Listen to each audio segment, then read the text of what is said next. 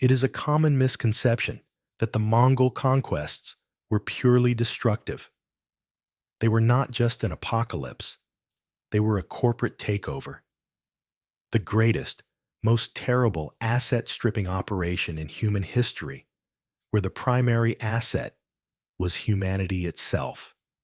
So, before you get comfortable, take a moment to like the video and subscribe, but only if you genuinely enjoy what I do here. And let me know in the comments where you're tuning in from and what time it is for you. It's always fascinating to see who's joining us from around the world. Now, dim the lights. Maybe turn on a fan for that soft background hum. And let's ease into tonight's journey together of the Mongol Empire. The narrative of a Mongol siege almost always ends with the breaching of the walls, the raising of the black standard, and the inevitable slaughter. But this is where our story begins. For the conquerors, the moment the fighting stopped was the moment the real work started. Imagine the city of Nishapur in 1221 or Kiev in 1240. The air is thick with the smoke of smoldering ruins.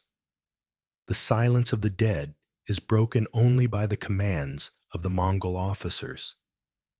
The survivors, dazed and terrified, are ordered out of their cellars, their hiding places, driven like livestock into the open fields beyond the shattered gates.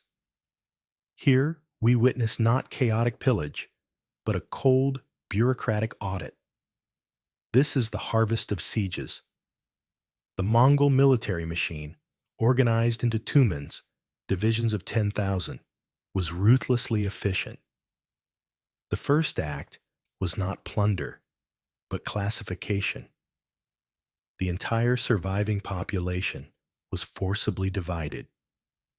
In an instant, their legal status was annihilated.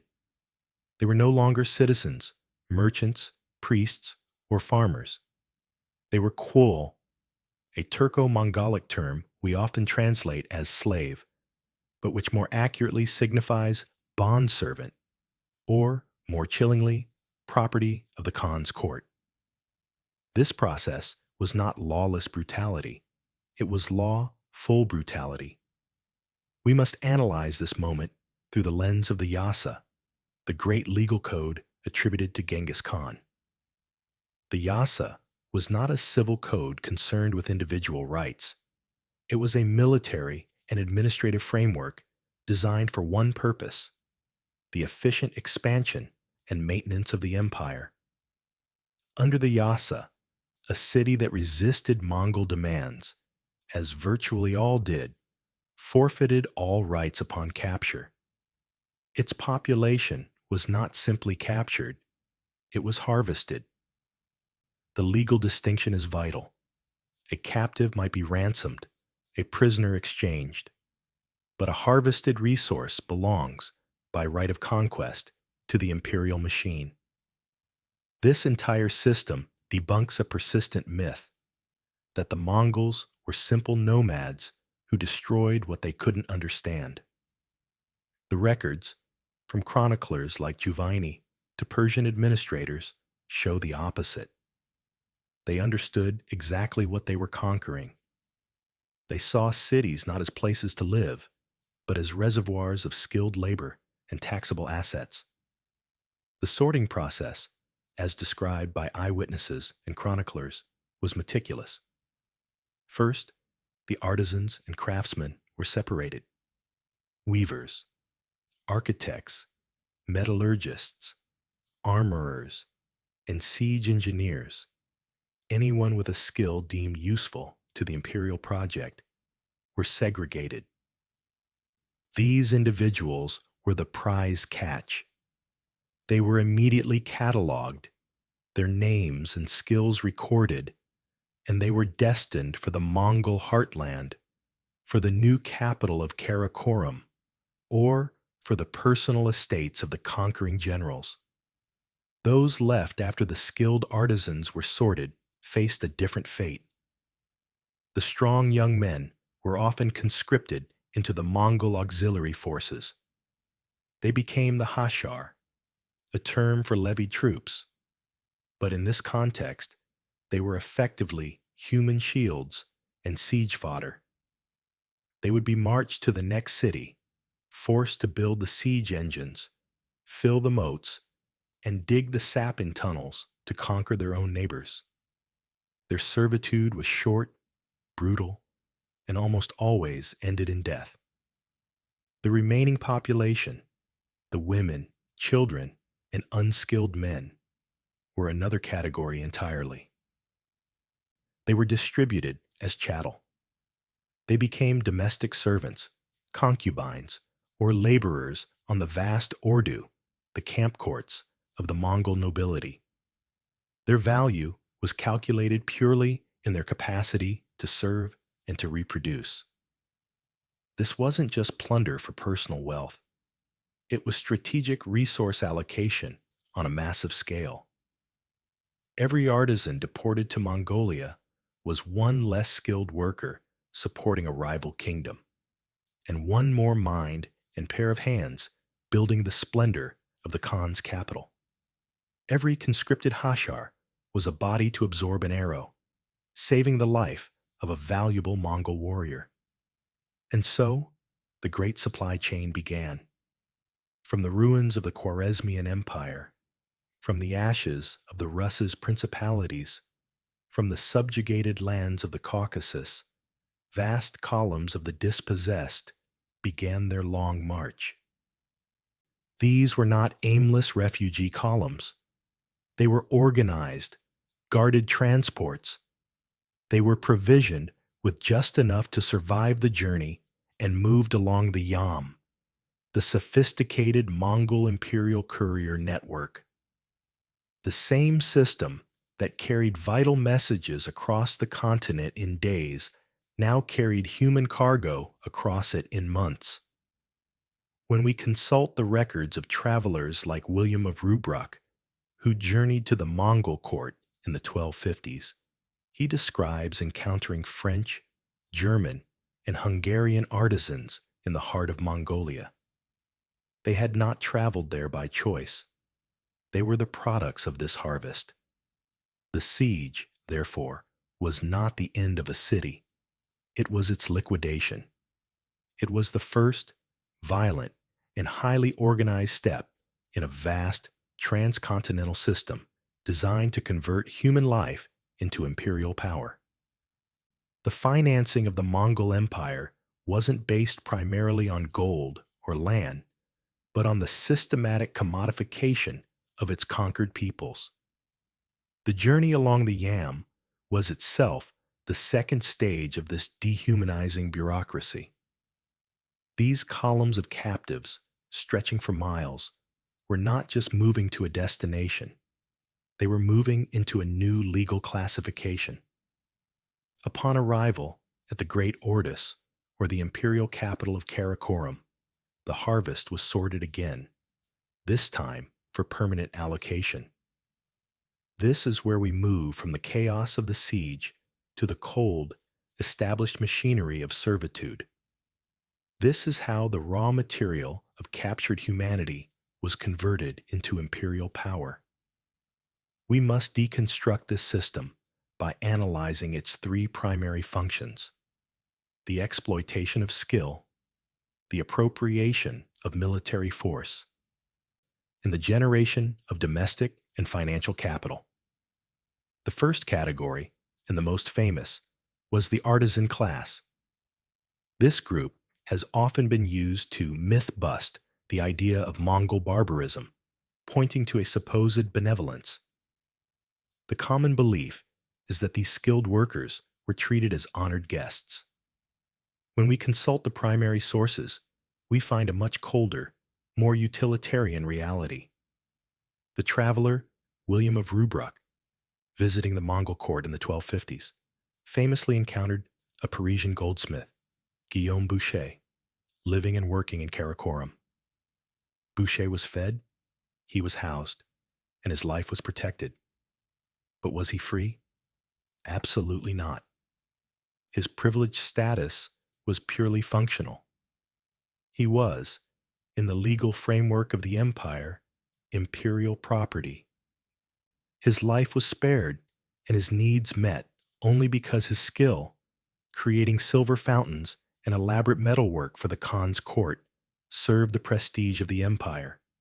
He could not leave. He could not return home. His workshop was a gilded cage. This was prestige building through human resource acquisition.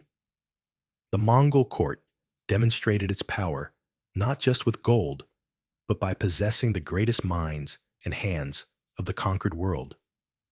These artisans built the new Mongol cities, like Sarai on the Volga. They decorated the palaces. And most critically, they engineered the next war.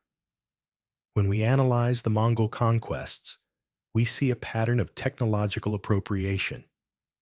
Chinese siege engineers, captured during the war against the Jin dynasty, were fundamental to the Mongol victory over the Khwarezmian Empire. The knowledge of traction trebuchets, gunpowder, and sophisticated siegecraft was transferred not through trade, but through forced deportation. These Khwarezmian engineers, in turn, were then marched west to be used against the Rus's principalities and in the campaigns in Persia.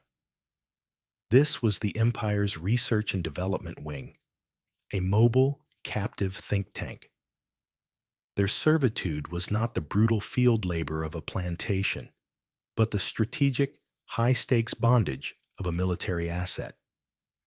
But for every privileged artisan like Boucher, there were 10,000 whose utility was tragically disposable. This second category was the hashar, the levied fodder for the war machine. As we noted, these were the unskilled men captured in a siege, and their function was simple: to die in place of a Mongol warrior. When a Tumen approached a new city, the hashar from the last city were driven to the front lines. They were the ones forced to fill the moats, often under a hail of arrows. They were the ones forced to push the siege towers and battering rams against the walls. Chroniclers like Rashid al-Din and Juvaini describe this tactic repeatedly. It was militarily brilliant and morally devastating. It preserved the lives of the core Mongol heavy cavalry, the true foundation of the Khan's power.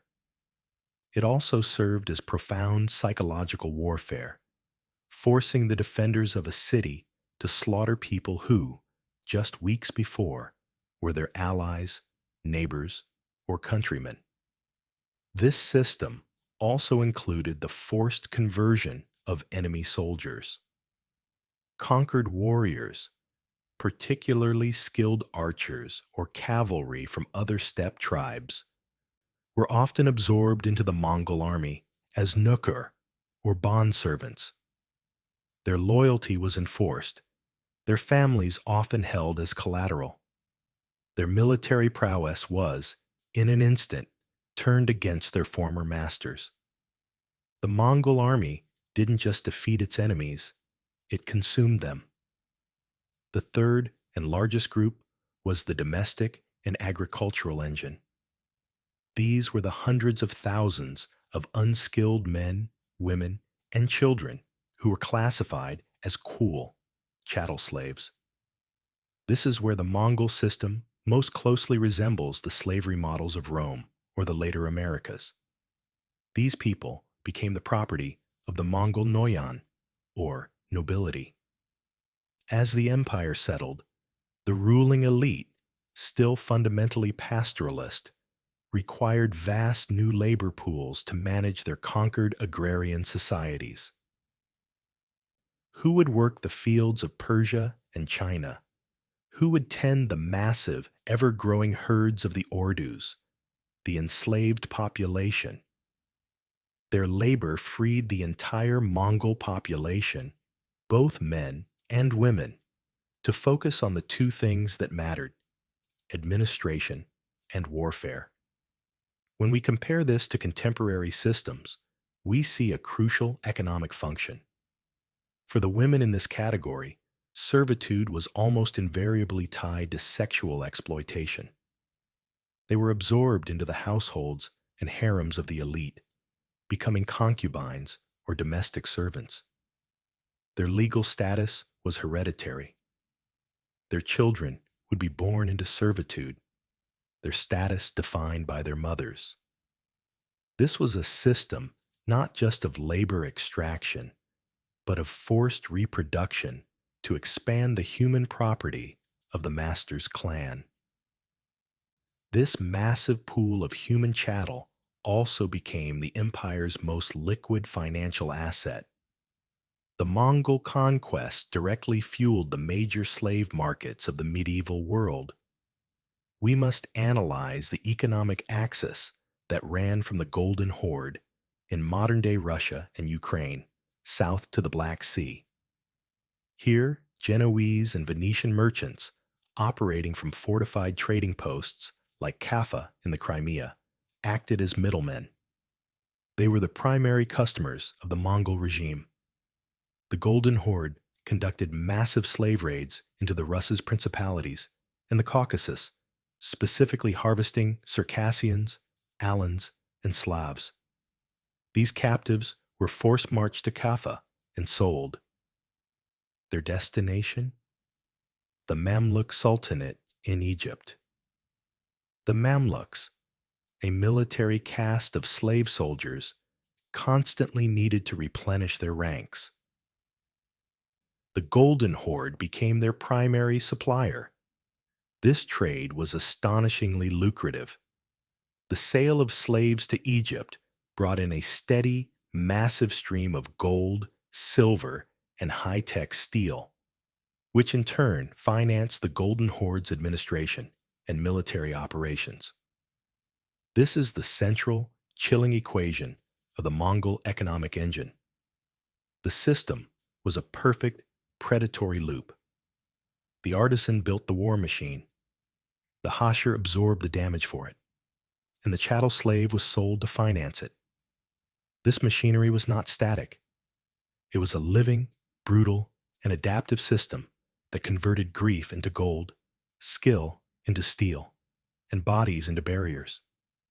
It was, in many ways, the true, dark engine that powered the Pax Mongolica. But a system built on such profound, systemic violence cannot exist without friction. It cannot exist without resistance, both internal and external. The very act of subjugating millions creates the conditions for its own eventual collapse.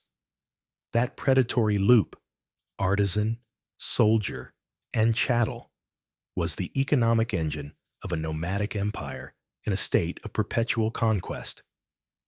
But as the 13th century wore on and the unified Mongol Empire fractured, this engine did not shut down.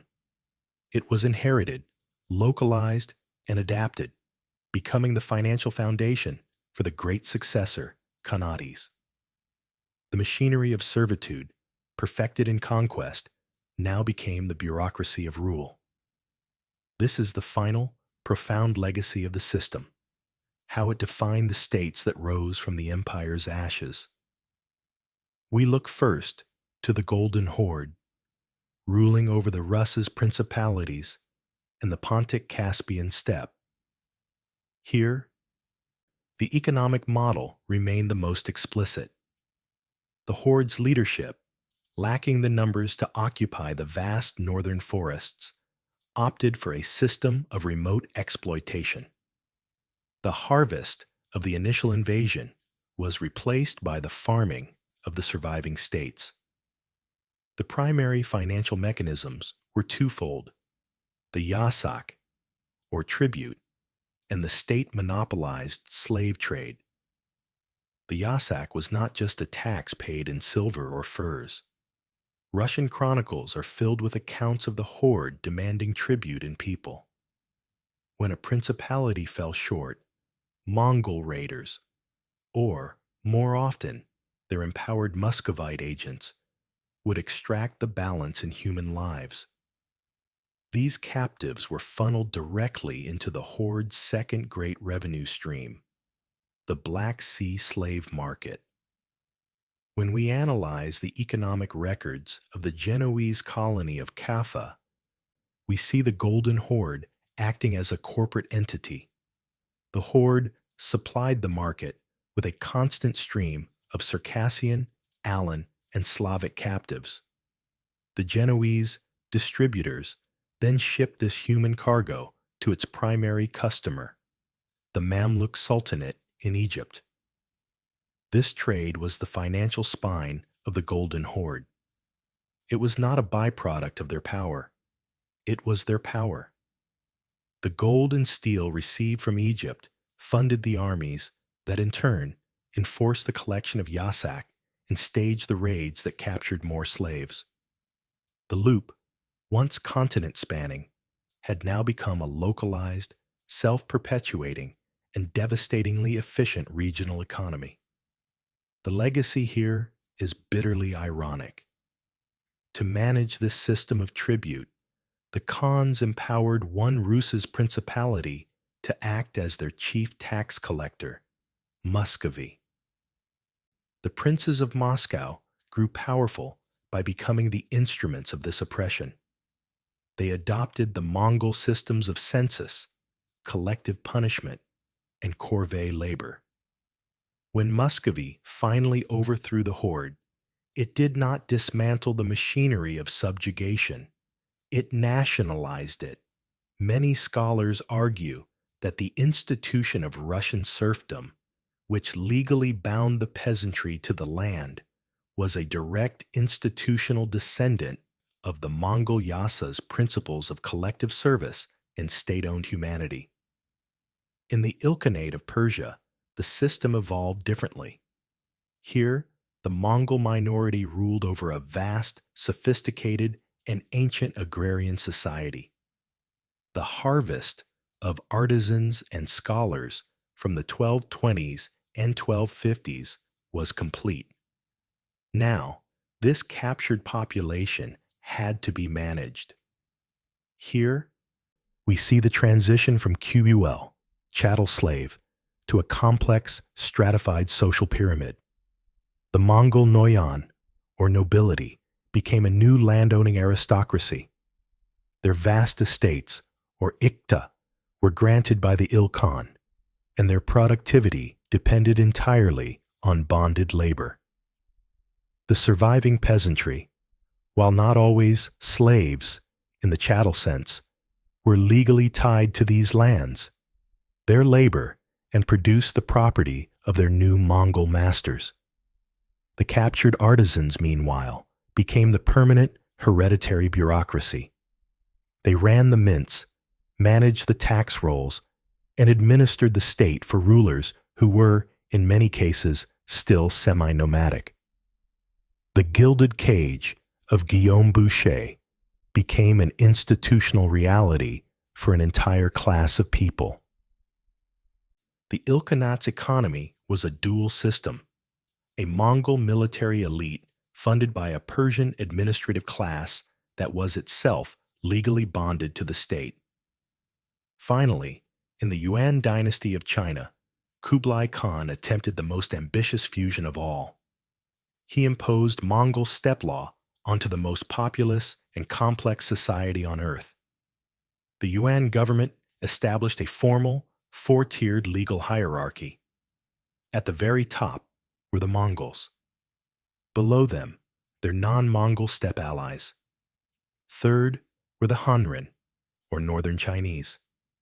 And at the absolute bottom, with the fewest rights and heaviest tax burdens, were the Nanren, the Southerners, the subjects of the recently conquered Song dynasty.